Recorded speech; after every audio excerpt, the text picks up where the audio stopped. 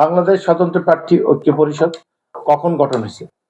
আমরা 2018 সালে সংসদীয় নির্বাচন করার পরে আমাদের উপরে যে জুলুম নির্যাতন করেছিল, তখনও আমরা হাইকোর্টের মাধ্যমে নির্দেশ পেয়ে আমি ঢাকা 17, ঢাকা 15 থেকে স্বতন্ত্র ক্যান্ডিডেট হিসেবে নির্বাচন করেছিলাম। স্বাভাবিকভাবে 19 সালে উপনির্বাচন হয়েছিল ঢাকা উত্তর সিটি কর্পোরেশনের মেয়র পদে, সেখানে আমি উপনির্বাচনে স্বতন্ত্র হিসেবে অংশগ্রহণ করেছিলাম। আমার একটা দীর্ঘ অভিজ্ঞতা হয়েছে বিগত সরকার পুরো নির্বাচন ব্যবস্থাকে কি করেছে এবং এবারের সরকার কি করতে যাচ্ছে। আমরা খুব লক্ষ্য করলাম যে এই সরকারের কাছে মানুষের অনেক প্রত্যাশা ছিল।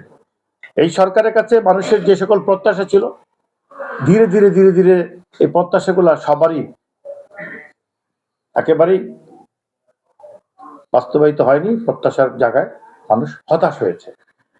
আজকে নির্বাচন ব্যবস্থাপনায় স্বতন্ত্র প্রার্থীদের উপরে যে জুলুম নির্যাতন করা হয়েছে, এটা একটি সুপরিকল্পিতভাবে করা হয়েছে। আমরা এর জন্য ক্ষোভ জানাই, আমরা এর জন্য আমাদের পক্ষ থেকে নিন্দা জানাই।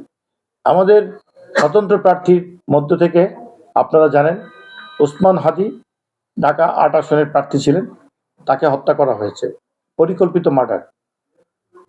আমাদের স্বতন্ত্র প্রার্থীদেরকে আরো বিভিন্ন জায়গায় তারা লাঞ্ছিত করছে, ভয়ভীতি দেখাচ্ছে। আমরা বলতে চাই সকল স্বতন্ত্রদের ঐক্য করে আমরা বাংলাদেশ স্বতন্ত্র প্রার্থী ঐক্য পরিষদ এবারের যে নির্বাচনটা এত কিছুর ভিতরেও আমরা লড়াই করব। আমাদের প্রার্থীটা শতভাগ আমরা ফিরিয়ে আনব এবং আমরা ফিরিয়ে আনার লড়াইটা আমরা করছি।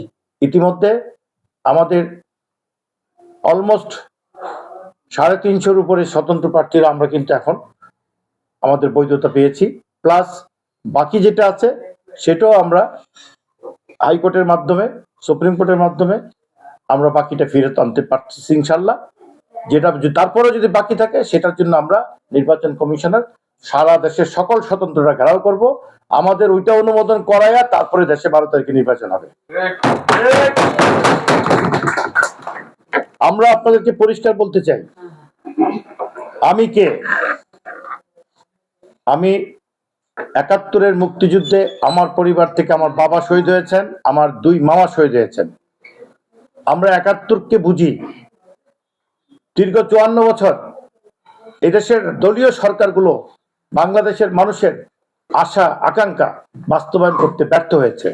তারা জনগণের ভাষা তারা বুঝেন না, তারা দলীয় ভাষা বুঝেন এবং তারা সেই দলীয় ভাষা ব্যবহার করে মানুষকে ভয় দেখান। ফলে কি হয়েছে, বাংলাদেশের মানুষ 24-কে স্বাগত জানিয়েছে এবং 24-কে সমর্থন করে এই দেশের মানুষ একটা পরিবর্তন আশা করছে।